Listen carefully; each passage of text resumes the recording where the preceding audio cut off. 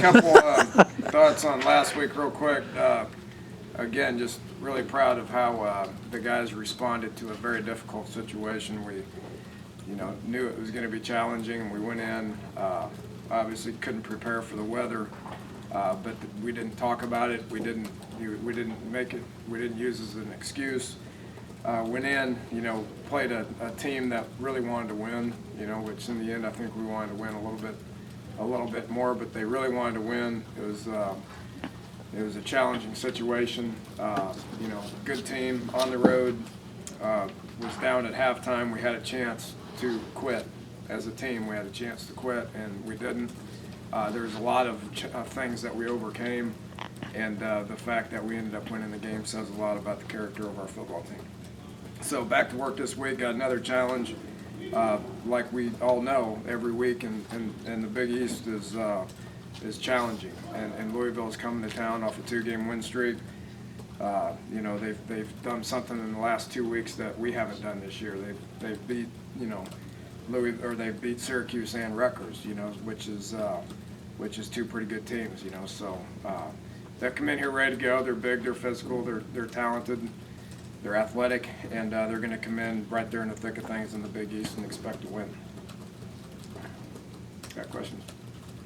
Do you buy into the idea of momentum? You mentioned that they're coming off 2 big wins. I mean, is it week to week? Does that carry over? Or do you think every week's independent of each other? To be honest, I think every week's independent. You can, if anybody should have some momentum right now, we should.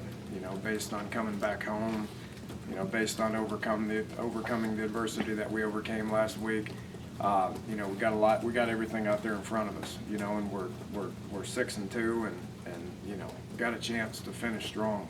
So does that give us an advantage? I doubt it. You got to line up and you got to play every week. One of the things that we learned over the last 2 weeks was you better play with effort for all 4 quarters, and regardless of what the score is, you better keep playing for 4 quarters. And that can't ever change, especially when there's as much parity as there is in this league. It doesn't matter who it is, they can get you. So you better be ready to go out every week. Danny, you said something yesterday about something frightening about young teams. I think frightening, was it they get better, young guys?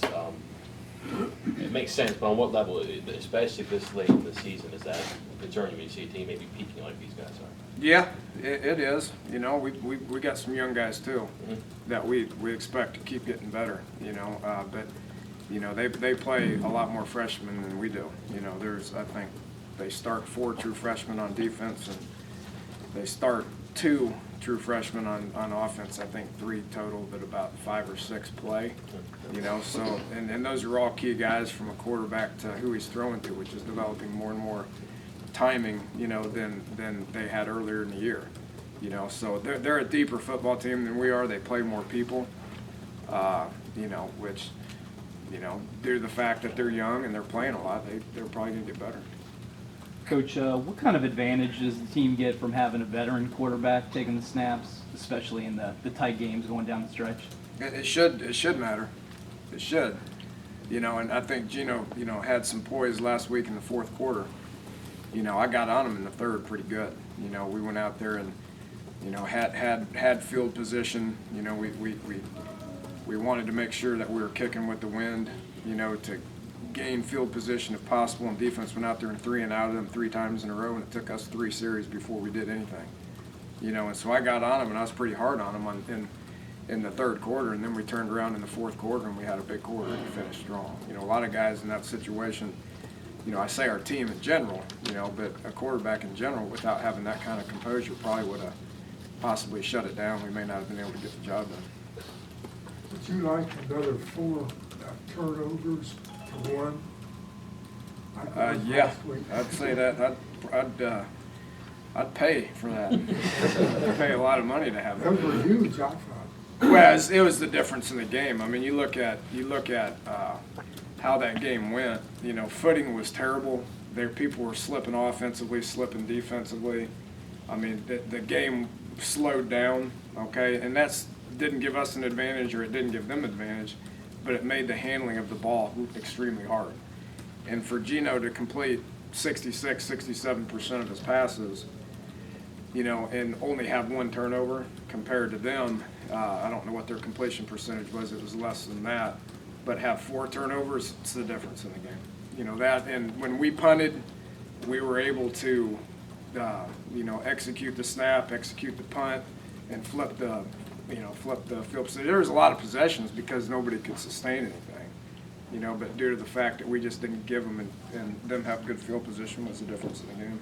Yeah, you've mentioned a few times this year a lack of depth. You kind of got left lacking full complement of scholarships. Has that bothered you this year? I mean, the fact that you haven't filled out the entire roster. Yeah, it's a combination of. I made reference to it last week. You know, part of it's recruiting.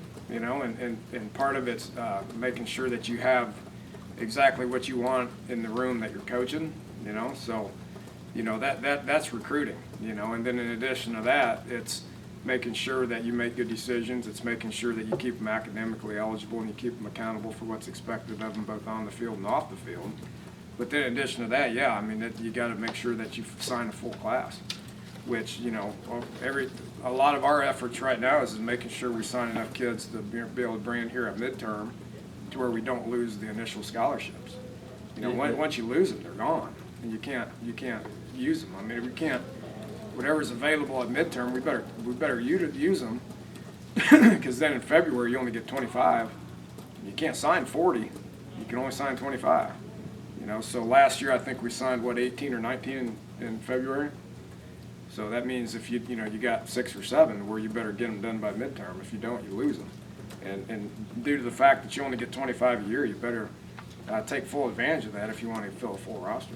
You weren't running the show then, but do you know any reason why they didn't take the other 6 or 7 scholarships? Well, in recruiting, I mean, you can identify people, but that doesn't mean that you're going to get them. You know, I mean, part of it's identifying them, and then it's recruiting them, and then it's sealing the deal on them, right? So it's a combination of a whole bunch of things that we're working pretty tirelessly around here to make sure that we get, 1, the type of kid that we want, and 2, we get them, you know, and to the point to where we get them when we need to get them. So with that said, how many kids would you like to bring in January at the semester? I'd like to bring about 20 in if we could. I mean, it'd make spring practice a heck of a lot easier. You know, when you're less than 2 deep, you know, which our walk-on program's getting better. We got a lot of numbers right now, which will help us in spring as far as fielding, you know, a team. Which you can't be just 2 deep. You got to be 3 and 4 deep, you know, because you get people hurt, and you got to keep plugging people in and maturing them. And you know, whoever's running our scout teams right now, you want to move a couple of those guys up to, you know, to actual players. And then the rest of them, you don't want just a whole new bunch of people to come in to retrain them. So you want some carryover.